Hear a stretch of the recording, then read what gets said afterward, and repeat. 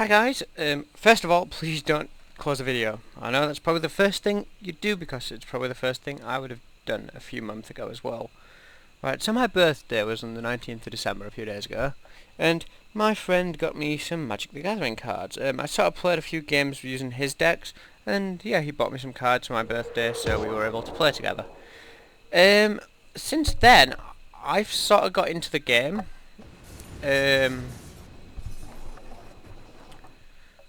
Yeah, I'm quite enjoying it now. So, yeah, I would say just watch the video, even just the first one perhaps. I will try and explain it. I'm pretty bad at the game still, but I do get the basic... That was so loud. But yeah, I sort of do get the game. So I'll try and explain it to you, and maybe it will become watchable. So... But anyway, I've already unlocked some achievements. I just got these for literally starting the game. As you can see, I got them, yeah, that's today's date, and I got them straight away. That's because I have bought all the DLC as well for this game, so I think that's why I've got those. But other than that, I haven't played this game on Steam. I did torrent it, liked it, so bought it. Good pirate, Jay. In fact, player status, here you go. Oh, I've never... Yeah. I've never played any of these. I've got some different things. We'll have that guy who looks quite evil. But yeah, I'm just going to go through the campaign, I think, because everything else... Oh wait, let's have a look here at the DLC. I'm guessing I've got everything. Oh, it doesn't show me. But yeah, I've got all of these. They were 50% off as well the other day, so that's why I bought them. But anyway, right, let's just get on with it because I've done enough now.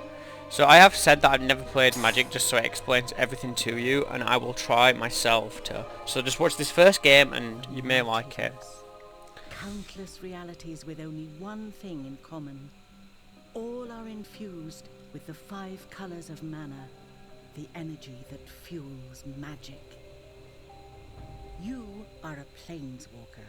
One in a million mages with the innate power to move across these planes of existence. Your gift drives you to explore, to discover new magic, to forge your destiny. In your journeys you will be tested, most of all by others of your own kind. So yeah, oh well, I don't want all this city stuff. I just want to play cards. But oh well. So we're in Chandelier. I don't even know what this is. I don't know any backstory. I get the guys I call elves, goblins, and goblins, elves, and everything else. So if you're pro at this, you're probably gonna get frustrated at me. But bear with me. And so what's the tutorial? Or is that the tutorial? But anyway, apparently we've got to face Talrand. Oh, this tutorial. Yeah, we'll play it. I'll probably play the tutorial and then a game in here, because I get the game. Welcome to Duels of the Planeswalkers. So this is my avatar, that's how many cards I have, that's my wife, that's their wife, that's how many cards they've got in the hand, that's how many cards they've got in the deck. You battle against other planeswalkers. So yeah, like I said, that's my opponent. In this tutorial, you will face off against the vampire planeswalker Sorin Markov. Alright. To begin the game, each player draws 7 cards. Yep. So your deck is called your library, yeah. So basically your full deck of cards is also referred to as your library. So yeah, you get in there the spells, creatures, resources. There's other things as well, such as equipment, artifacts, but we'll come over them. So yeah, both players draw 7 cards. On any card so it's just a basic land card, which basically is your mana. You use these cards here. We've got 5 of them. We've got 5 of these to cast, and it's stuff like this. But again, that will probably... Oh, here we go. So yeah, mana cost. I was going to explain this, but I thought I'd let the game. So that's up here, the top left, and it's just a creature there. Other types of spells. You need mana, magical energy you draw from the lands around you. The land cards in your deck Produce I'm just going to this talk mana. over it because I know my volume's much higher. So yeah, basically, if we go back to what mana we had 4, was it? So by turn 3, I can play this because you can only place 1 mana per turn. So it requires 3 technically. One of them has to be grass, the other 2 could be fire, it could be fire, water, it could be anything, but yeah. Card type, so that's the creature. You get instant sorcery, like I said, equipment, centaur, warrior. Sometimes as well it does say other stuff, depending on certain things only might affect centaur, for example. Like you could have broken horseshoe, which may only affect centaur and may make them weaker or something. So, rules text. If a card has special abilities, they'll be found here. That's at the bottom. This is just a weird quote. It's not actually anything useful. This is the bottom here. Power toughness. Only found on creature cards. So this here, 3/3, is how much damage it deals and how much defense it has, or life. Yeah, basically a creature's toughness tells you how much damage in one turn is required to destroy the creature. This is a 3/3 card. So it does 3 damage and it has 3 life. That will come more into play as I explain it. As we go through it. You play, the more powerful spells you'll be able to cast. So when you play a land card, it goes into your play area. That's like I said, you can only use 1 mana card per turn. See, I'm going to get names mixed up interchangeably, but I'm sure you'll get what I'm on about. So, takes the first turn. Fuck him. So this doesn't give him access to 1 black mana, but he doesn't have any spells. Oh, this does give him access. I was going to say, why doesn't it? Sometimes, yeah, there's different other stuff as well, but we'll get over that in a bit. Right. End turn.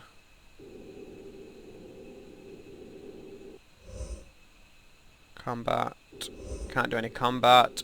And he can't do anything else now before his turn ends. So, there we go. So we've got 6 forest. Holy crap. I'd probably change this hand, possibly. I can't play anything till turn 3, but... Sorin plays another swamp on his second turn. Yep.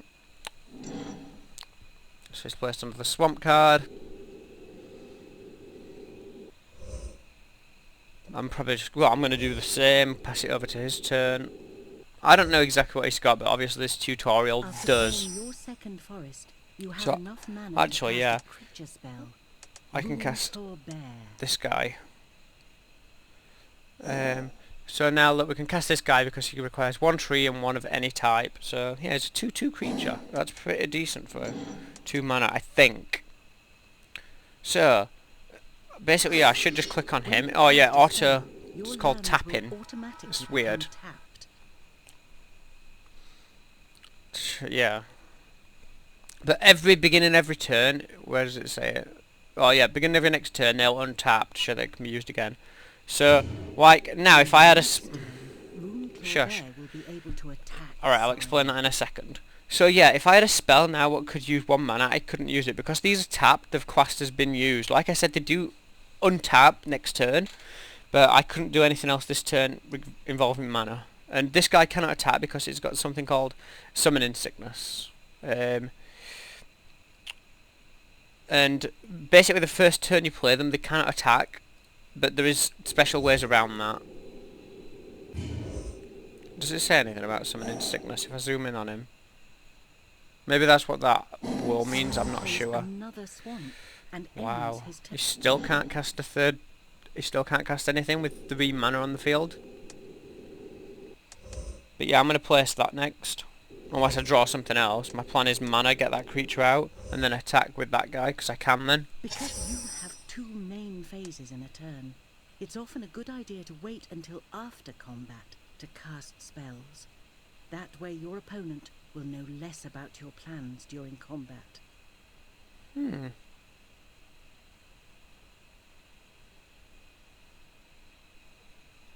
Click enter. Oh, I guess click continue. So we're in combat phase. Sorin is defenseless. So attack with your Rune Claw Bear. So yeah, I'm attacking him. I don't know if this is going to explain it. I'm sure it will in the tutorial, but yeah, there's also blocking and such, but... So yeah, I'm just going to basically attack him. This guy's no longer Summoning Sickness. As you can see, these cards have stood up right now, so we'll attack. When a creature attacks, it becomes tapped. Yep, just like your 1 cards did. At the beginning of your next turn, all your tap cards will untap. That includes creatures as well. If Sorin had a creature of his own, he could block your attack, but the bear will deal combat damage to Sorin unimpeded. Yeah, his power's 2, so it deals 2 damage to him, so it'll go down to 18. If he... deals 2 damage to Sorin, reducing his life total to 18. Play your third forest now. So yeah, Remember, you can only and if then you're not sure what to do next, request a hint. request a hint now by pressing H. This hint suggests casting Centaur Corsair, a creature that costs 3 mana. I like Good it. idea. Yeah, of course it is. Sorin plays another swamp and casts his first creature, Ruthless Cullblade. He then casts Deathmark. Stop spoiling it. So he's cast... Oh no, that's just his mana. Okay. Here's the card.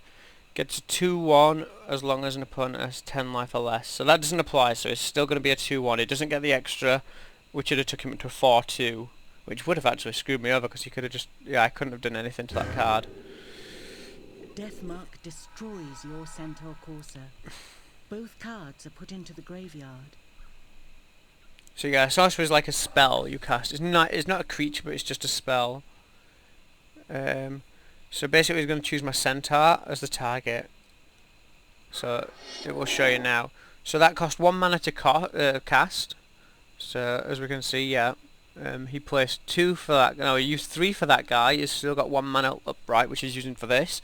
Destroy target green or white creature. This guy's a green creature, so it will apply.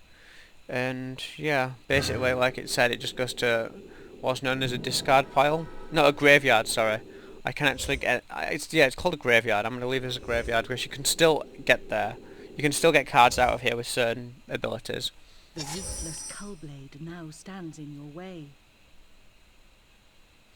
Let's see what happens when you attack. I don't. Oh. No, I don't want to attack, because...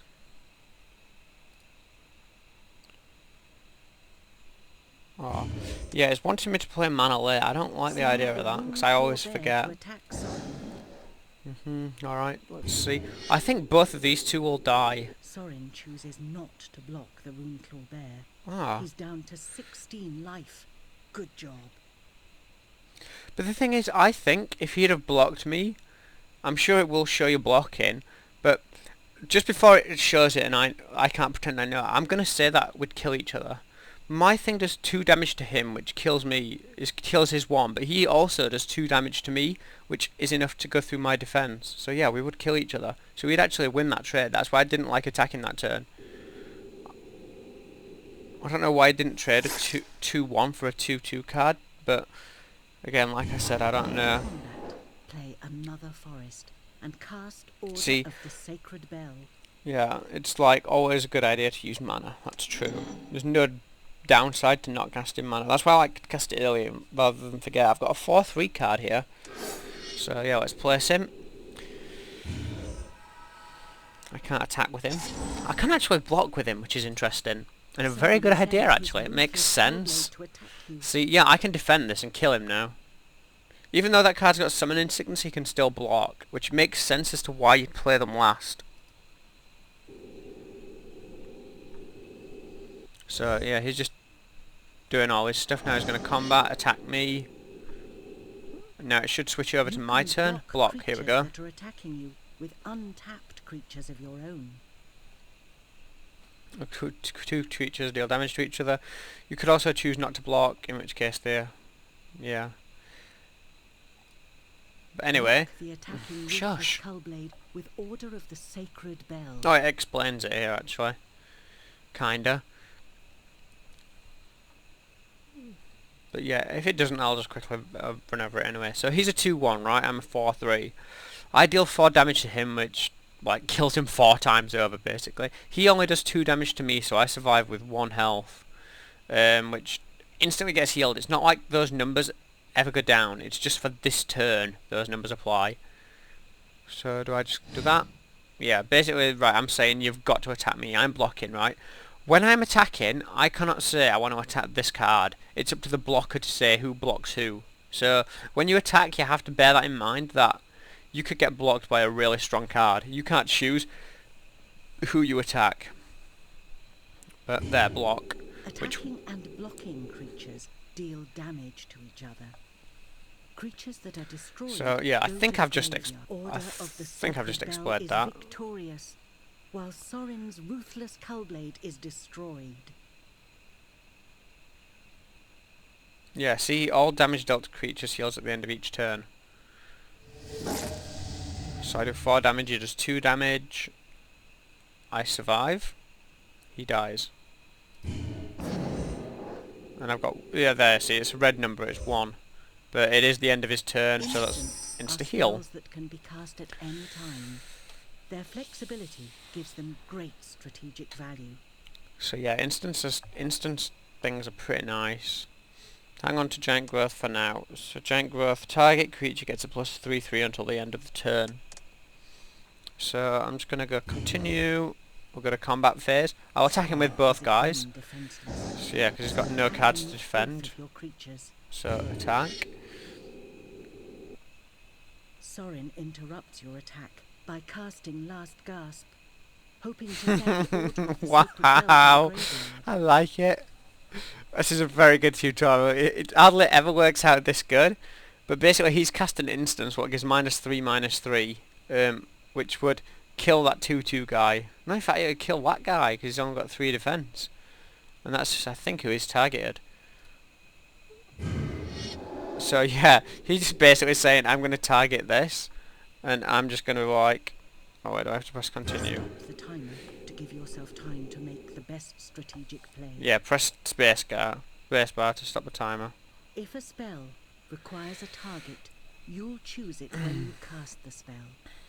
Cast Giant Growth now. So yeah, that's trying to -3. This is going to give +3.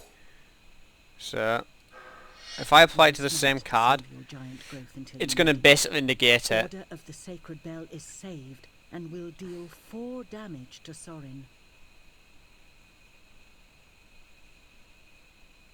But yeah, that sort of explains it. So it's gone up to a 7/6, but then been took back down to a 4/3.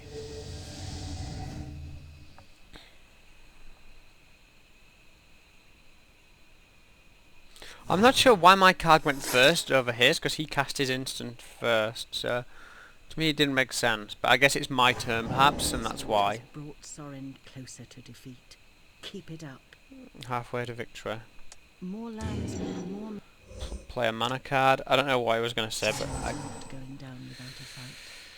His Infest eliminates your Rune Claw Bear.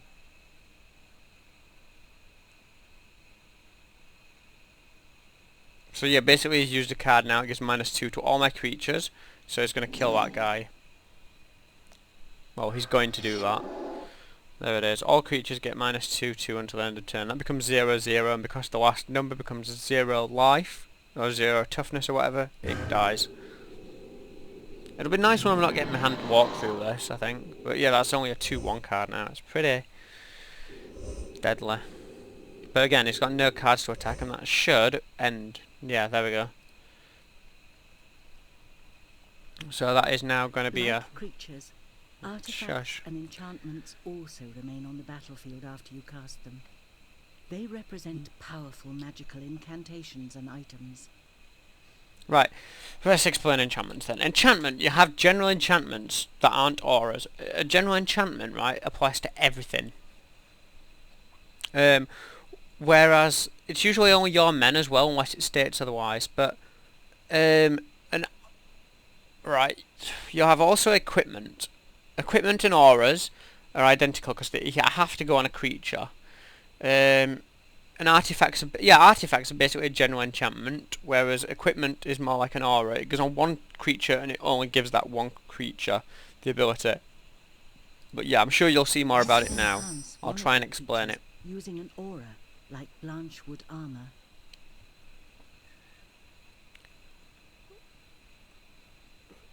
So yeah, can produce harmful effects. So this is an Enchant enchant your Order of the creature, Sacred so it's a Bell +1. with Branchwood armor, making it gigantic. Right, so I'm going to use it on that guy, By which is playing cost another the forest, 3 mana. You'll maximize the bonus given by Branchwood armor.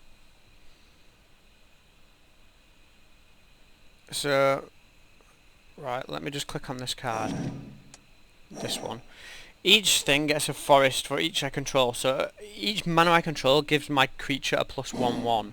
So we've got 1, 2, 3, 4, 5. So that's getting +5. So yep, it was 4/3. It's now 9/8. It's going to go to 10/9 now when I cast this. So it's telling me now to play this, which makes sense, rather than wait until after I've attacked, which goes to 10/9, and I should kill him this turn. Order of the Sacred Bell's power is now 10. So, Deals yeah. 10 damage Unless in he's got... combat. He may have an Sorin instant. has 10 life. If he has an instant, Time what to makes me end deal this duel. less damage, then he will survive, but we will see. I don't think he will have. It'd be weird, a little twist, the tutorial. No. You have defeated Sorin Markov. Yeah, that was far too Further easy. challenges await you in campaign mode. Good luck. Thank you. So yeah, we won the first battle, quote unquote. Oh, that wasn't even the... Yeah, that literally was the tutorial. So, let's have a look here. What's that? Pack Instinct. I don't know, I've sort of played with a few of these cards. Holy crap, I've got a lot. Crosswinds, Peacekeepers. I'm going to try the Born of Flame. I was looking for one called Ancient Wilds, but I can't see it. Oh, there it is. Yeah. I've sort of played with this deck quite a bit online, so we'll give it a go. So start a duel. We will see how it goes. But I'm not going to get help, I don't think, this turn now. So, yeah, here we go. It's just me and you guys now, so don't worry about that. With 4 mana, which is always nice, we can play... Yeah, we can play loads of stuff on turn 3, which isn't too late in the game. As you saw last turn, he didn't play anything for a while. So, target forest becomes a 4/5 green folk creature as long as Awaken It, Druid Mint, on the battlefield is still a land. So that, yeah, that guy counts as a land card as well. So yeah, that's pretty useful. But so we'll keep it. I like that hand. Alright, let's place a forest and end turn because I can't do anything. So yeah, hopefully you guys are enjoying this. I'll try and explain stuff through, but I probably will need tips. So like I said, yeah. Me and my friend were on about, like, well, they apparently do like a little, there's 4 of them at the minute, and they do like a little tournament where it's basically like a booster pack to enter, and the winner takes quite a lot. Sorry guys, I've got to click continue again. And yeah, so this will practice me, well, this helped me practice, and yeah, 2, I get some awesome tips. How cool is that? What was that card we drew? When he enters the battlefield, I may destroy up to 3 target non-creatures permanent. For each of those, I get a 3/3 green elephant. There is a use to that, but you will see later on what its use is.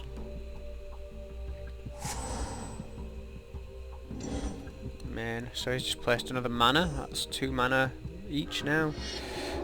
He's casting Artifact.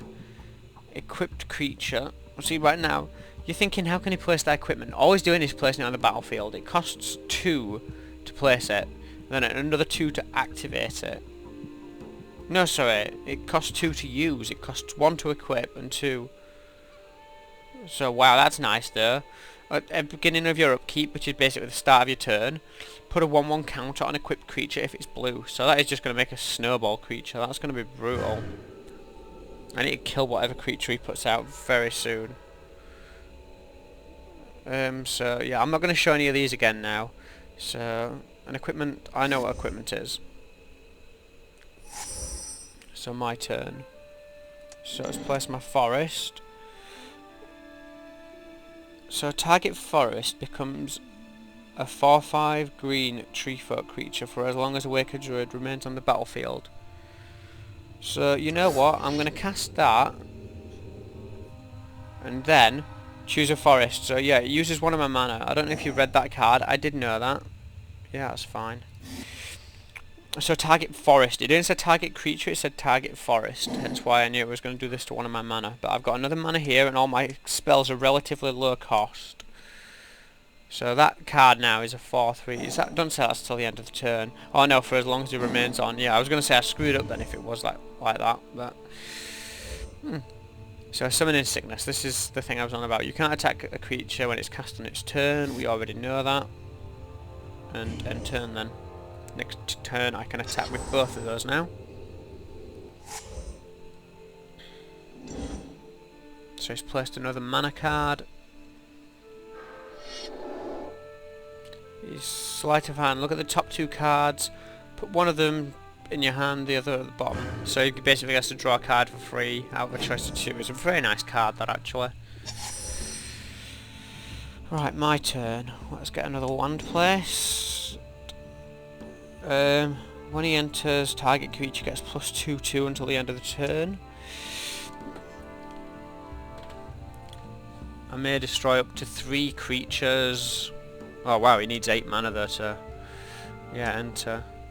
What's that guy? That guy I can't cast either. I could cast this guy and he gets a 2/2 until the end of the battle, which I could give to this forest.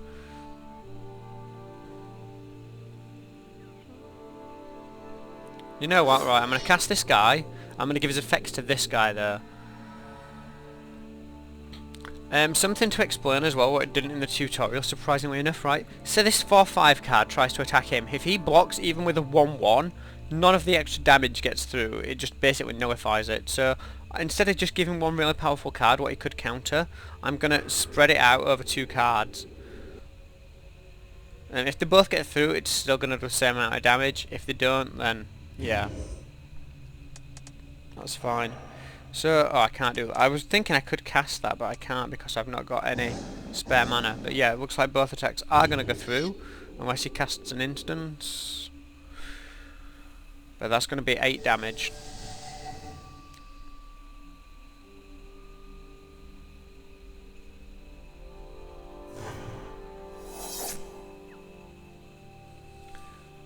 So, yep, there we go. Takes him down to 13. Deal 13. I know how to win the game. Cards what are tapped as well cannot block. So if he places a card now, I've only this one card to block. Sometimes it is a good idea to not attack with all your cards for that reason. But I'm liking the position we're in at the minute. Let me have a look. Return target non-land permanent to its owner's hand. That is brutal. That is horrible. Fair enough, it comes back to my hand and I've got to redo it all, but if you watch, he's going to take that card off as well. Because when that card's not on there, he becomes another land again, see? So, yeah, that's just... That did kind of hurt. To place another land, that's 4 now. He's casting Flying. Ugh. So basically a flying creature you can only block if your creature has something called Reach or Flying itself. So yeah, they're very, very annoying because I can't defend, see? Creatures with flying can't be blocked except by exactly what I just said. So, oh my god, and that's just going to get stronger and stronger. Where equipped creatures trample. Right, let me place my land card. Target forest becomes that. I might even... oh, I can't cast that yet. Equipped creature has trample. See, that's very similar to the spell he had. So that costs 3, that costs another 2. So what I'm going to do is, I'll cast that first. I guess it on the battlefield. It's very similar to the card he had. So... and click when I want to activate it. I don't want to activate it yet. And it only costs 1 to equip, that's very nice. And then I'm going to cast that guy. And because all my mana's tapped, I can still use it like that. It wouldn't have been able to attack anyway, so that's fine. And then I think I'm going to put that... oh, this 2/2 guy can attack. I'm going to attack. I don't think that guy can even block. And if it does, we will both kill each other, which I will gladly take that trade. That guy's only useful ability was when he entered the battlefield. So for me, he's useless now. That guy's got an enchantment and everything on him. So I might as well attack while I can.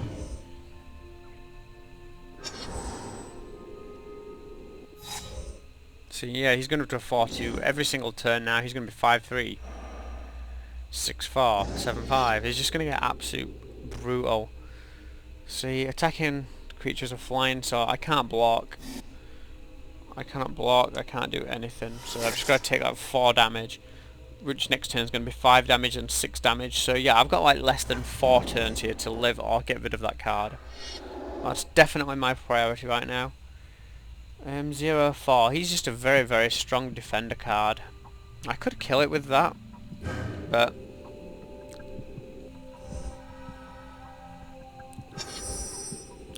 my turn. Let me have a look here then. So when he enters the field, draw a card. Target creature gets +3/3. You know what? I'm just going to equip this. My first move is going to equip this. I'm going to equip it onto him, please. So, yep, he's got that now. Each turn he's going to get stronger and stronger too. When he enters the field, draw a card. I have 3 mana. So he uses 2, and then I've still got a chance to use that if needed. In fact, this is going to be perfect. Yeah, that's what I'm going to do. I'm going to place him, which gets me another card. Yeah, it's a land card as well. I'm going to cast that, I might as well. Get it down. Right. I'm going to use this. Target creature gets +3/3. I'm going to use it on this guy here.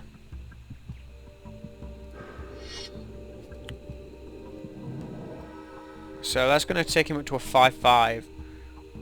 And then I'm going to attack with these 2 cards. No, in fact, I'm just going to attack with everything then. I'm going to attack with whatever I can. I think I can only attack with 3 of them, yeah. So he's going to be in a lot of trouble here, because he's going to block one of these.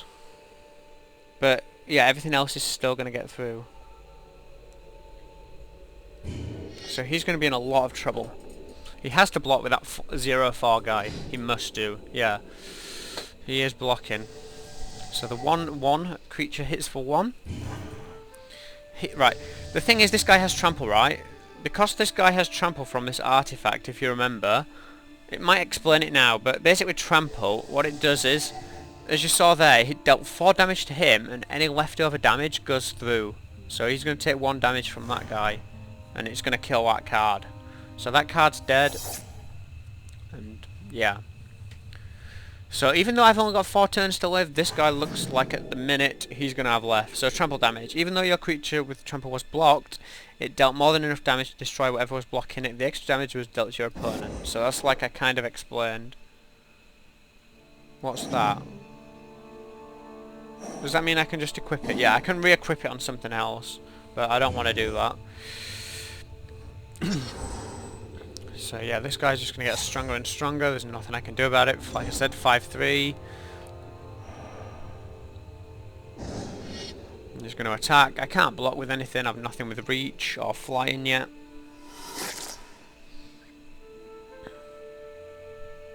So I'll just take 5 damage. I'm on 11 now, but he's on 5. So my turn, I draw... Ooh... So yeah, he's going up to a 3/3 now because of the equipment. You can see that little blue counter there means +1. So, enters the creature, put a 1/1 on target creature. So, what else could I cast? Enchant creature. So, the enchanted creature gets +6/6. So you know what, I'm just going to use that. And just use it on that big guy with trample. There we go. Just continue. Combat. I'm just going to attack with everything, and that should kill him. Oh, it's tapped. Oh, it's tapped because it's a yeah. Well, who cares? There we go. Attack. See you block all of this. Nope, he's not even blocked the first attack, which killed him because it was a 9. So yeah, that was our first battle, and we won. But I don't know if again. I'm guessing he played that badly because I didn't struggle. And I've played against real lot people and I sometimes struggle against them. They're difficult. Yeah, he's -5, whatever. So, Sky Summoner. I want to have a look what that means. Let's have a look. So we got Sky Summoner to defeat Talrad in the campaign. Oh, there you go. Yep, Sky Summoner. So, campaign ladder. See, oh, you defeated, now face to face, each ready to play, setting dragon with us, blah blah blah.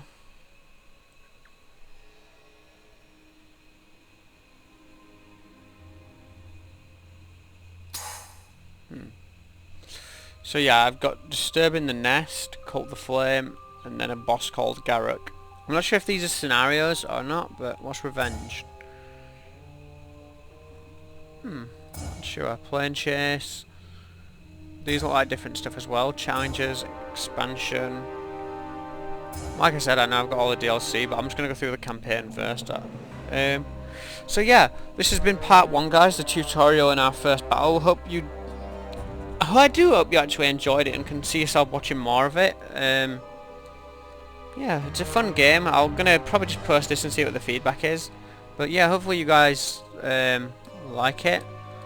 And there's not going to be any I'm not going to do a like system for these because this is more of a personal project. So, but yeah, if you guys do like it, then it would be cool to show a like, but there's no required number of likes or whatever. So thanks for watching, guys, and see you next time.